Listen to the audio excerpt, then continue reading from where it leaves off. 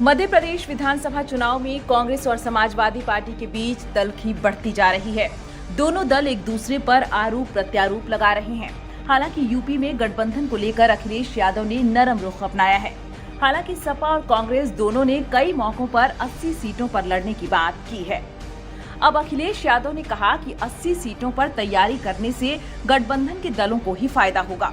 अखिलेश ने कहा कि हमारी तैयारी की सीट पर जब गठबंधन के प्रत्याशी लड़ेंगे तो गठबंधन की जीत आसान होगी। यूपी में 65 सीटों पर लड़ने की बात कहने के बाद सपा अब इस पर ज्यादा बोलने को तैयार नहीं है। जाहिर है ये उनकी रणनीति का हिस्सा है, लेकिन जानकारों का कहना है कि इंडिया गठबंधन पर यूपी में कांग्रेस और सपा दोनों को कई सवालों से जूझना होगा। अखिलेश यादव ने मध्य प्रदेश में कहा है कि कांग्रेस बहुत चालाक और धोखेबाज पार्टी है। कांग्रेस समाजवादी पार्टी को जातिवादी और परिवारवादी पार्टी के रूप में प्रचारित कर रही है। ऐसे में दोनों पार्टियों का यह विचार इंडिया गठबंधन के लिए आगे चुनौती पेश कर सकते हैं।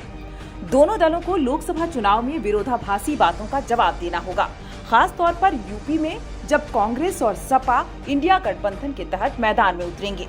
सीटों के बंटवारे को लेकर शुरू हुई जंग बीच में कांग्रेस नेतृत्व के दखल से थम तो गई थी, लेकिन मध्य प्रदेश में चुनावी प्रचार के शवाब पर आते ही एक दूसरे पर प्रहार फिर बढ़ने लगे। यूं तो इस राज्य में भाजपा और कांग्रेस के बीच सीधा मुकाबला है।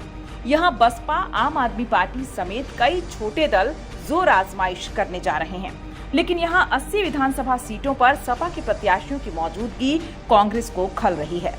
चुनावी रणनीतिकार मानते हैं कि चुनाव नतीजे आने के बाद एक बार फिर सपा कांग्रेस रिश्तों की परख होगी। अगर सपा कुछ सीटें निकालती है तो उसकी भूमिका अहम होगी।